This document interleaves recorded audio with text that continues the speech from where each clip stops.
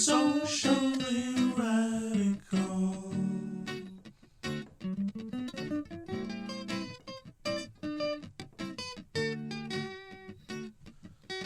Socially radical.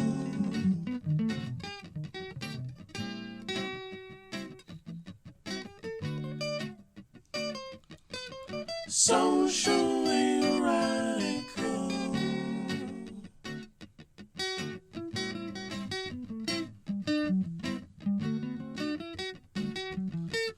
Socially radical.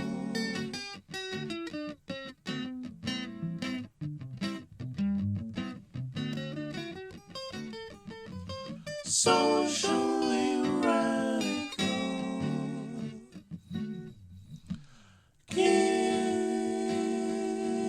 Guitarist.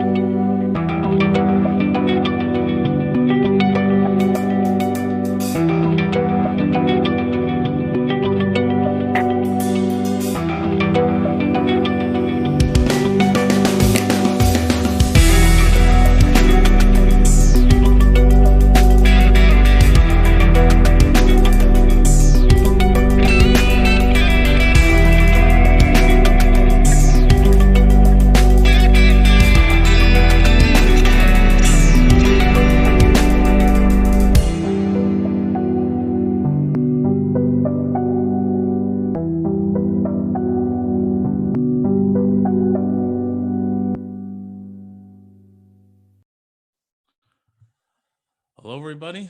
Welcome to another episode of Socially Radical Guitarist. Song you heard just now is Cobra from Shizzo, and we've got another guest in a row. Shizzo is here. But just before that, before I get to ask him some questions, we're going to have the little disclaimer that we always do. Anything I say or anything that my guests say on the show or the respective opinions of the host and the guests, they have nothing to do with Radio Waterloo, any of its subsidiaries, or any of its affiliates. So, no, try as you might, you cannot sue public radio over this program. And while the African and Caribbean Inclusion Center is sponsoring this show, the respective opinions of the host and the guests are solely the opinions of the host and the guests. So don't sue the nonprofit either. Support the nonprofit, especially support that drive for full integration, full inclusion, and full equality. If you value this show, if you believe hearing the truth is important, then please go to sociallyradicalguitarist.com and support. Um, Also, we are partnered with Socially Radical Web Design. And if you are in need of a website, it's Socially Radical Web Design at a socially reasonable price. All right. So, Shizzo, great music, great music. Amazing skill on the guitar. Hey, Um, thank you, man. yes, yes, yes. So, I just want to know how long have you been playing, and what did it take to get you to that point? How long did it take you to learn, some of the more intricate techniques that you do? Okay, so I've been playing guitar for about 13 years now. I started, taking some lessons from my dad because, he's the typical dad who plays the standard chords and shit. So I started playing with my dad, then later on started to get some private lessons. And eventually it got to the point where, I was getting pretty good at the instrument and sometimes even better than the teacher, you know? So yeah, I'd say about 13 years, but about 5 or 6 years since I really, really started to get, pretty serious about it. Okay, okay. So 5 or 6 years ago is when you really started, putting that effort in and putting that practice in. Well, yeah, I mean, I've always been pretty, mm, a very musical person. But I'd say when I was in high school and you start getting those things like, what are you going to do with your life or what are you going to study and et cetera, et cetera. There's really never been a plan B for me. So it's always been like, I've never thought about it. I just wanted to do music. Yeah, that's beautiful. When you have that passion and that drive, amazing things can be done. For sure, It's for sure. yes, yes. Now, who are your influences? I have a suspicion of who they might be, but just I want to hear it from you. I want to hear them from you first. Yeah. Yeah. So who might your influences be? Like who were you really listening to and wanting to copy or wanting to at least emulate? Yeah. So I'd say everything started with some classics like Tool. Everybody starts with the classics. And eventually got to the point where I started to listen to more technical music like Animals as Leaders. And yeah, and I mean, Animals, Animals, Polyphia, Intervals.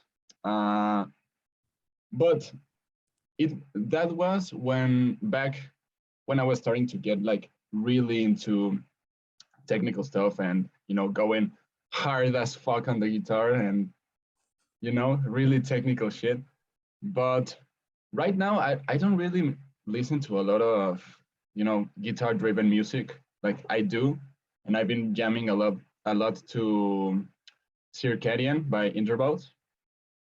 But really I've been listening to you know every type of music like electronic, some rap stuff like Ghostman and Suicide Boys and stuff like that. Okay, okay. Yeah, I pretty much guessed it right. I was right on the dot. Intervals, animals as leaders, Polyphia. You That know it, was man. yeah, yeah. Yeah. So I just want to know how you got, like, what was the production process like for Cobra, because um you're using an interesting guitar tone, and um I don't know, like the drums and the bass, like it's all working together pretty well. It's all pretty intricate. Um, did you have like musicians come in to play that, or was it a mix of electronic stuff? Like how did you get uh, this song made? Well, everything I do is 100% done by me. You know, from guitar work to production to mixing to mastering. I do 100%. Well, I guess I just don't do the covers from like the artwork, but like on the music side, everything is done 100% by me. So Cobra, Cobra and Rosegold, which is the song that's coming out today, uh, those were the first two songs I wrote for Shizzo, and it was like a somewhat of a discovery process. You know, finding my style of writing, and you will see that for future songs it has changed. You know, everything has matured and evolved. But yeah, drums aren't really recorded; they are programmed drums, and I don't really use bass. I used like 808s. You know what 808 is? Yeah, yeah. I think it's like an electronic, it- like, is it one of those keyboards where you play the notes and then the octave goes down? Yeah, you could say that. I mean, Yeah, yeah, it's basically it's like hip hop bass, electronic yeah, bass. You know, yeah, yeah, yeah, yeah.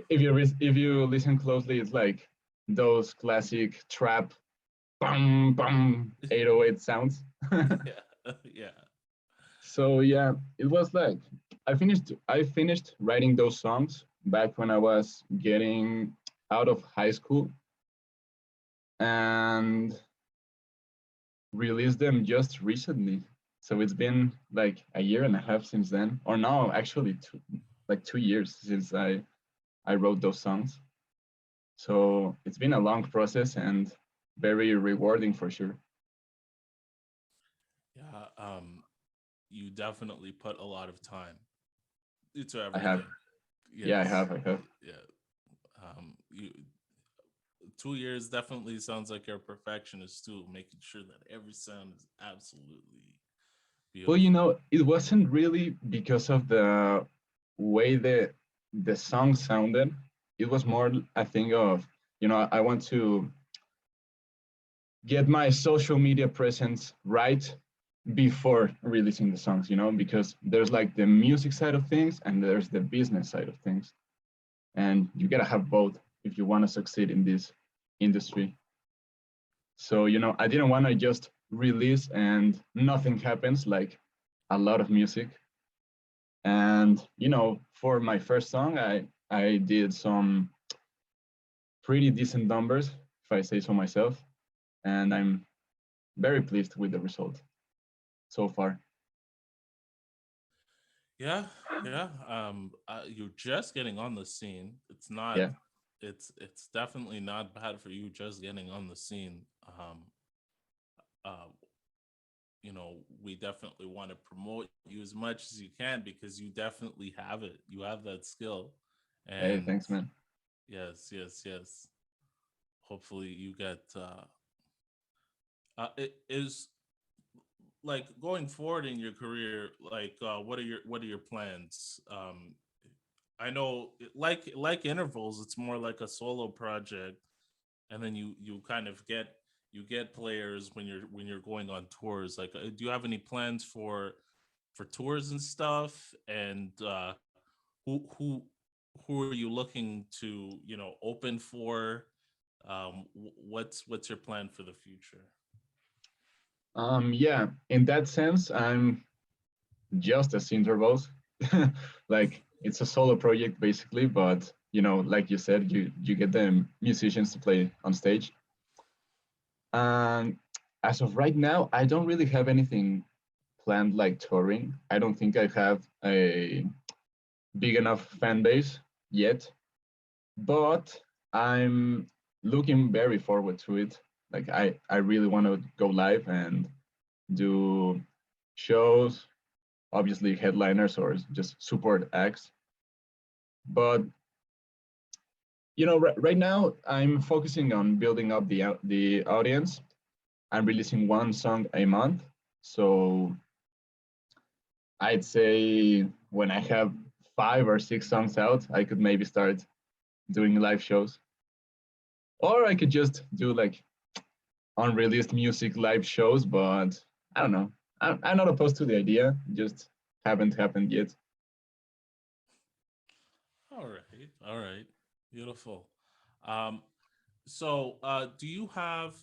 So you have your social media presence now, um, and like you've self-released, and you like definitely like you have the skill without a doubt.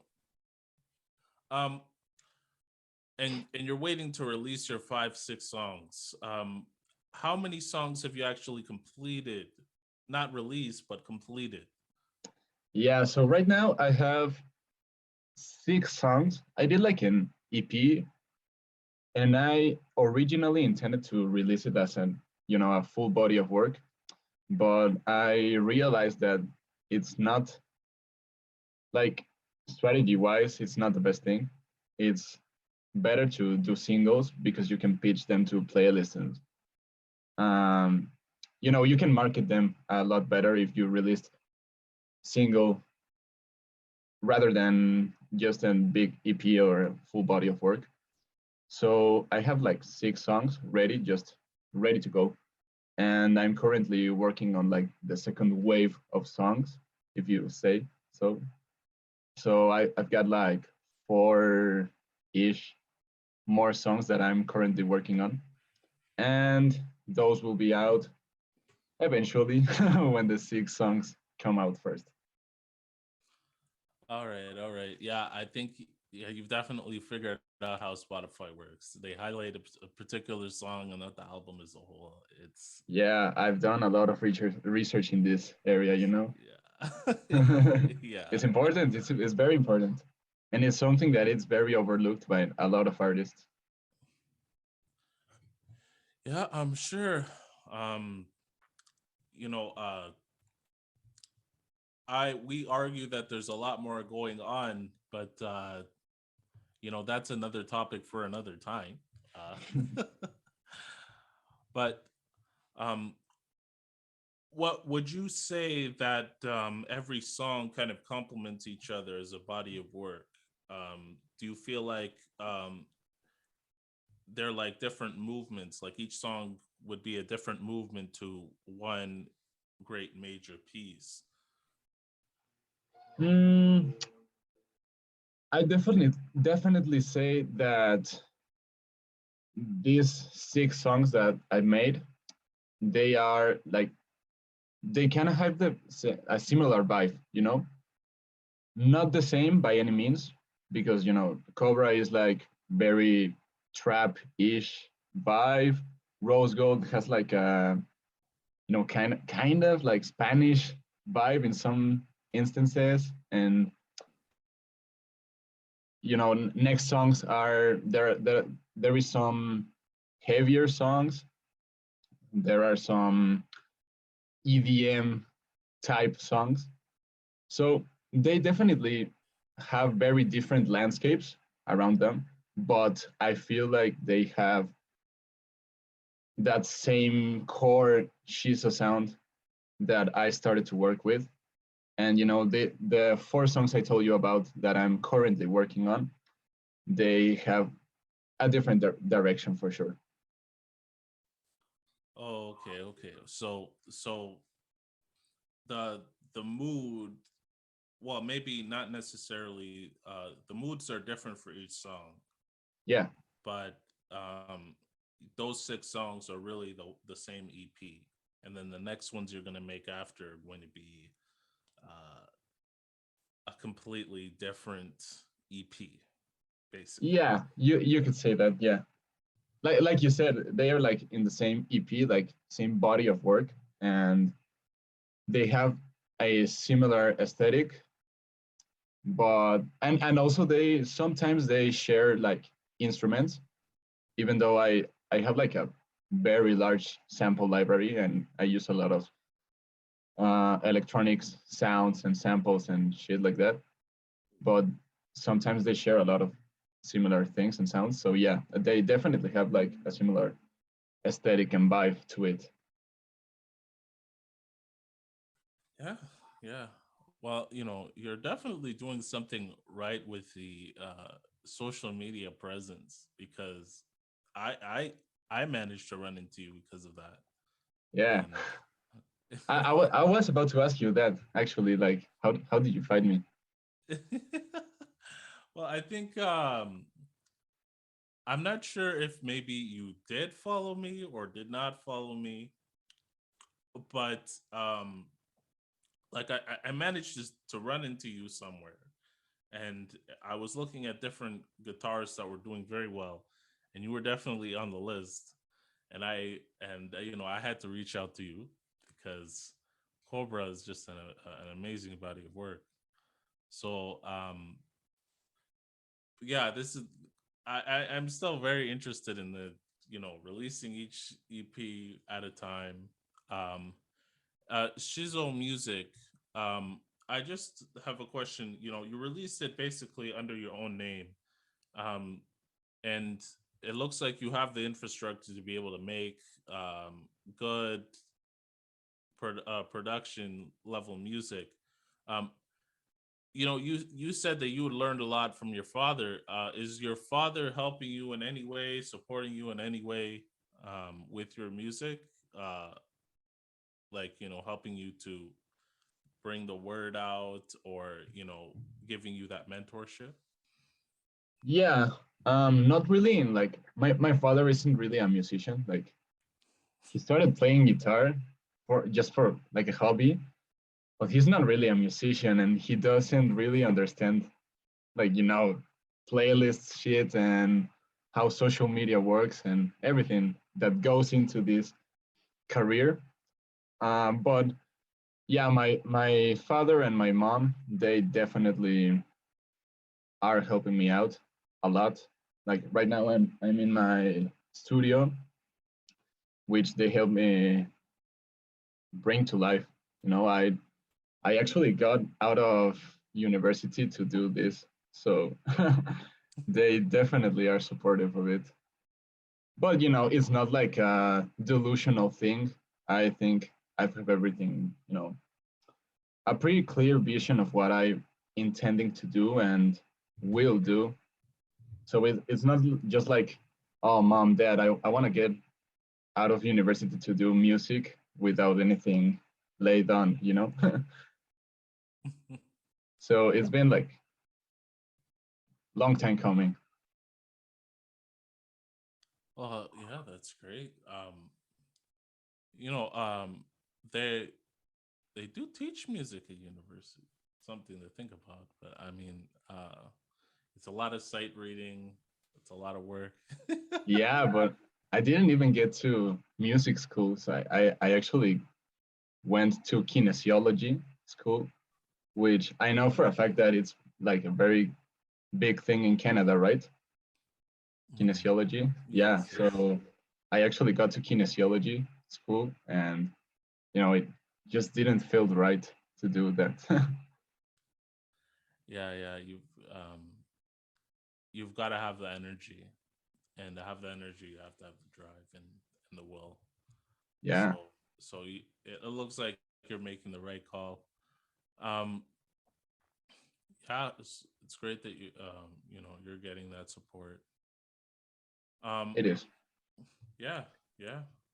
Um, so I just want to know, like, before the next song, Rose Gold, comes up, what's that final message that you want to give to Canadian audience, an audience for our show? Because there's some people in the U.S. that watch, and you know, pe- the just people in general.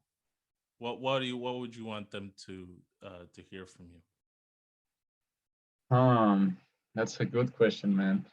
Um, well, I really like making music. Like it's basically my whole life revolves around making music and sharing it. So for anybody that's out there hearing this or listening to my music, like I really appreciate that. And it's basically the point of it so that people can listen to it and hopefully it can help them in any way, maybe if they are going through some tough times or not, just maybe having some good times. So the point of me making music is to share it and to people to enjoy it in any kind of way they want. So, and also don't give up on your dreams, people.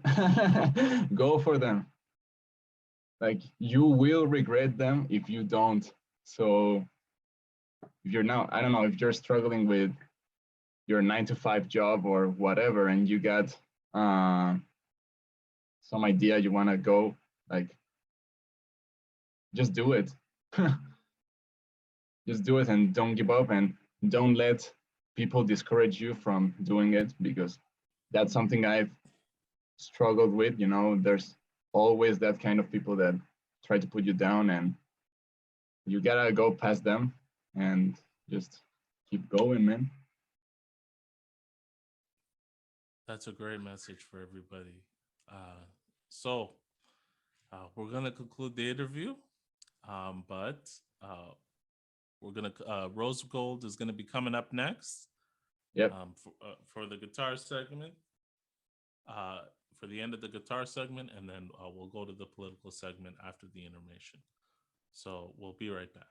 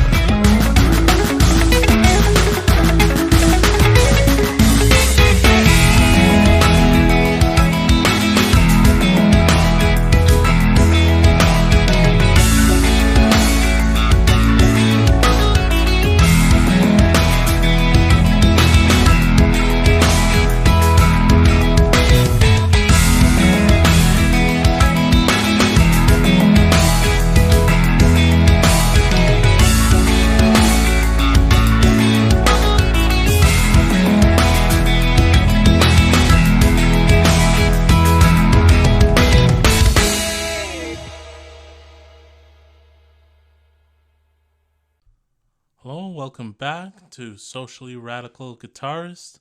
Song you heard just now was Rose Gold from our guest, Shizzo. And he's Mexican, he's Latin American. One that many in the far right in the United States and some people in Canada even smear as a foreign invader of the US border. Despite the fact that beautiful music like this has always been a tremendous and welcome contribution to Western proletarian culture. And yeah, ode to Shizzo. Hope to have him back when he gets his album out and to promote that and to really highlight his excellent work. Now, I've always been saying that in order for a socialist revolution to succeed in the Americas, the oppressed nations have to feel pride and the oppressor nation has to feel shame. And the oppressor nation is quite frankly the white European nation in this settler colonial project. And really this thing, I stand with Nazi Ukraine. I mean, this is not a show of shame. Incredibly shameless stuff. Unbelievably shameless.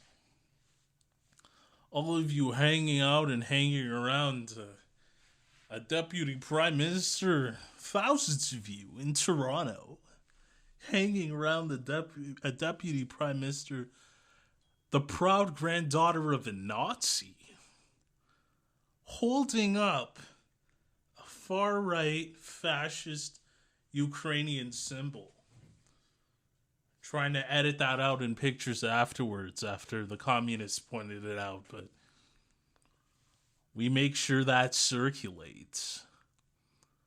But there are thousands of you. And everywhere I see on Twitter, these white liberals, I stand with Nazi Ukraine. Wow. That's not showing shame. That's having absolutely no shame. And my goodness, the terrible takes I'm seeing from reporters. Oh, this is a civilized society. It's European. I mean, I'm hearing that all over European networks. The craziness. Banning everything Russian. Banning Russian trees. Trees. I mean, well, one thing we can say about this is for the last 8 years, it was Russians who were getting killed by these Nazis. And the news didn't cover that. They didn't care about those Europeans getting killed. So I guess some congratulations are in order for Russians. Turns out you're not actually white. You're brown. You're as brown as Arabs. You're as brown as I mean, you might as well be black, like Africans. You finally have the privilege of Europeans showing absolute hatred and contempt for the life of your people. One thing we can say about this NATO alliance. So, I'm going to give a little bit of history about NATO. Just so everybody here can understand how reactionary this alliance is and how it's never been defensive. It's never been defensive. Like it just hasn't. So, like the first thing I want to say is that every single member of NATO is from a majority white nation. Every single member of NATO is a majority white nation. There is not a single member of NATO that is majority Asian, majority brown, majority any. All majority white. Every single one. All 30 states. I know people like to count Colombia, but bad news for you guys. Colombia just supports NATO. It's not part of NATO. They're a little bit too brown for that. NATO is every single country, majority white. And that's been the historical trend. The countries that get to join are all European. I mean, it's targeting the Russians, honorary blacks in Europe, apparently. And I guess Yugoslavians have that title too, because they were bombed pretty hard. And of course, we're supposed to shed tears a little bit, but not condemn the criminals that did that. That basically bypassed the United Nations, didn't even bother with that ceremony, and just went ahead and did it. So the first commander of NATO, the first chief of staff of NATO, well, the Supreme Commander was Dwight Eisenhower, who was an honorary assistant.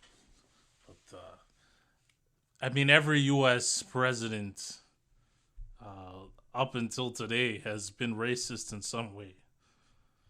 But well, let's talk about Adolf Husinger. He was a Nazi, Hitler's chief of staff.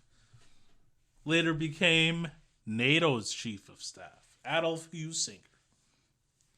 So from the very beginning, it was an anti-communist Nazi organization, pro-Nazi. And that actually explains why all of these European countries are cheering for Ukraine. The quiet part is coming out loud. The truth about the society. And that's been the case ever since. And I know that some people will try to excuse Ukraine by saying, hey, look, Zelensky's a Jew, but like, I hate to break it to you guys, but that excuse didn't work for Nazi Germany. I mean, they had Erhard Milch as a German field marshal, used the Reich Ministry of Aviation and Inspector General of the Air Force. I mean, it didn't work for having Helmut Wilberg. He was the last general of the Luftwaffe. I mean, like, they started it out with having Nazis. And interesting thing is the Soviets, because they suspected that it was targeted towards them, the NATO alliance, precisely because they had Nazi leadership in it. So they, as a way of checking, they asked to join NATO. Just to see. And sure enough, they were denied, because that's really what it was about. It was about targeting Russia, targeting the Soviet Union. You'll find that a lot of this is geopolitics with the criminal designs of NATO encroaching the border in a breach of the promise and the commitment they made to Mikhail Gorbachev. And the invoking of far right movements, far right Nazi movements, in order to usher in these anti communist, anti Russian governments. I mean, one thing to understand is basically these Nazis that are in control of Ukraine don't see Russians as white people. They don't see Russians as white people. They see them as maybe somewhat of an Indian half Arab mix. Their blood is tainted. The ethnic purity isn't there, according to them, and that's why they're so vicious and so violent, and why they were blowing little kids apart for the last 8 years in Donetsk and Luhansk. Like, these are the facts. You can say whatever you want about what Russia decided to do in response, but these are the facts. There's no way to deny it.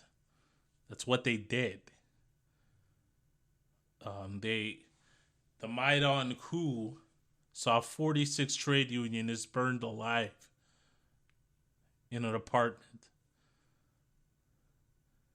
And this was done by the House and Igor Barack Obama. And we're supposed to believe. Imagine people making that terrible take. Like when Eric Garner was choked out in public on the street by the U.S. slave patrols. There were some Republicans that came out and said, "No, man, there was a black cop there. There was a black cop. There's no racism. There's a black cop right there. That's not racism." I mean, that's the terrible defense you've decided to use when you invoke Zelensky.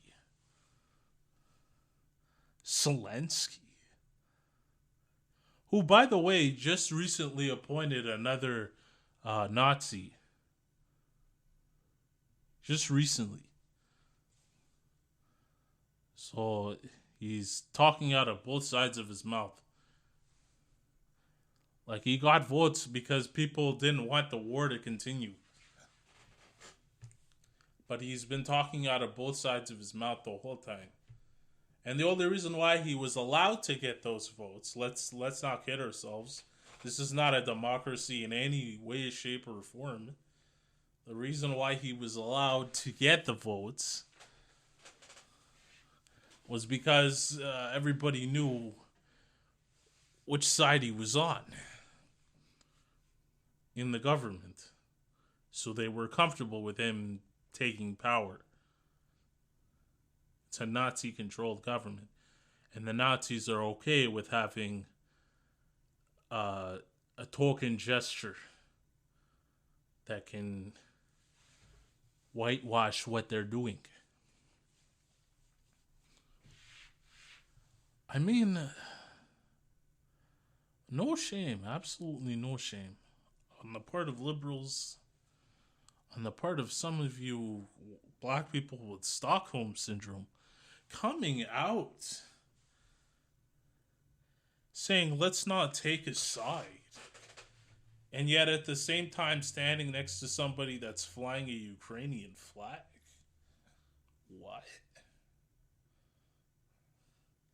What? Stop, like, that's That's some embarrassing stuff. Really embarrassing stuff here.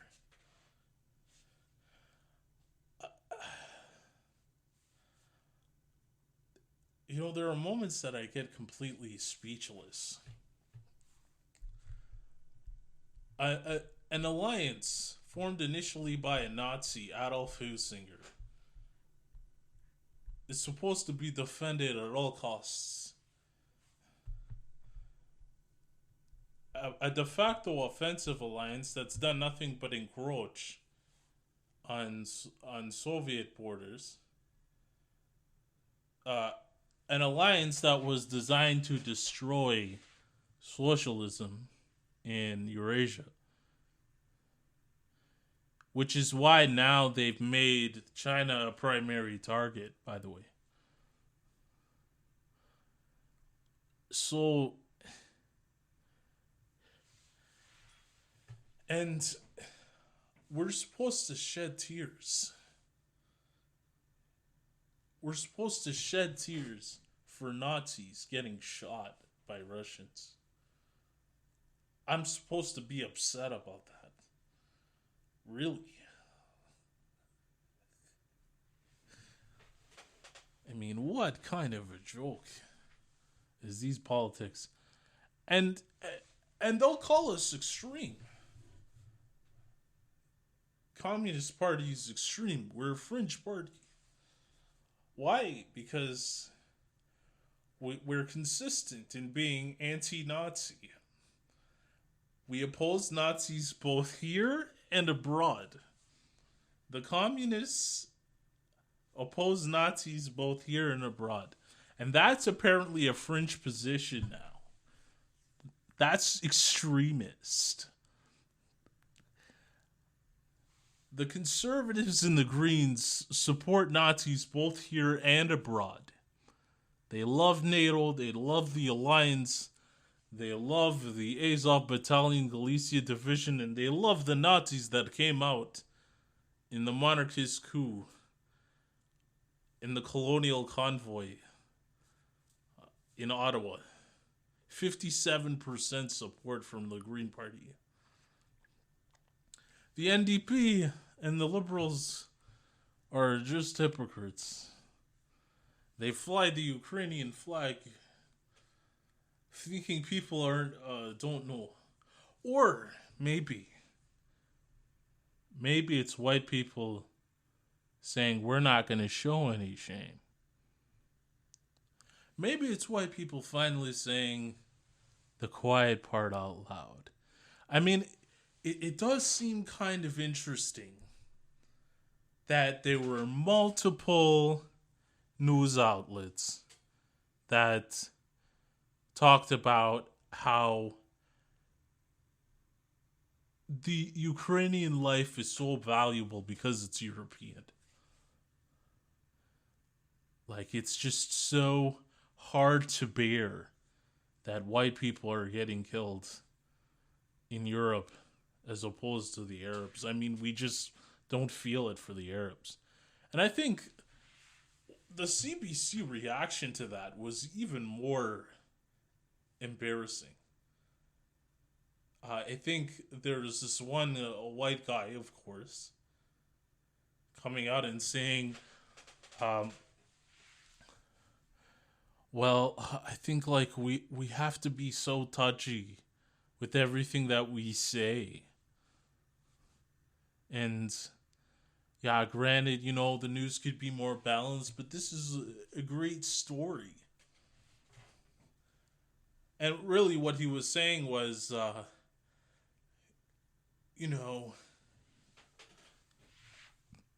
feel like I'm in danger of getting canceled.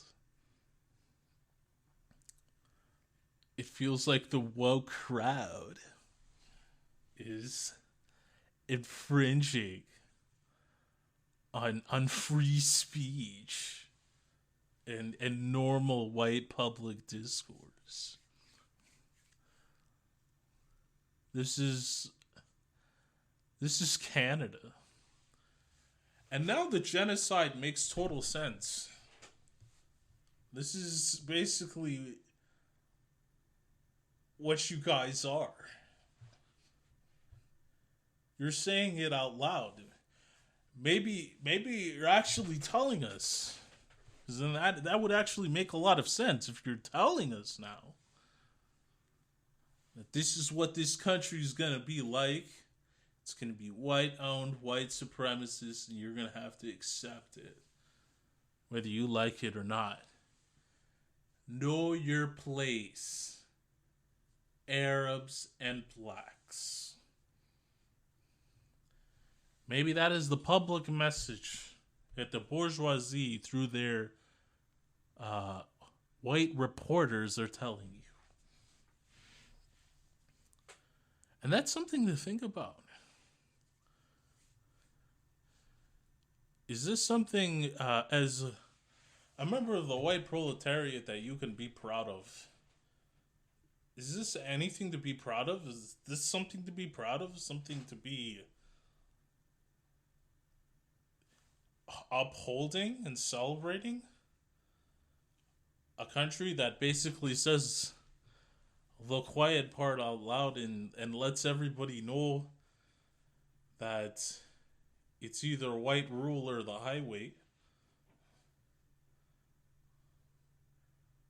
I mean, that's something for you to think about. Because as an African with pride and with dignity, I'm about to mentally check out. Mentally and physically. But that remains to be seen in the final season of the settler colonial satire. Now, the song we're going out with in tribute to Shizzo is from Polyphia, called The Store. The title basically speaks for itself. It's a storm. So stay tuned for Polyphia's Storm from the album Renaissance. And that'll be after the outro, and that'll be it. We'll see you next week.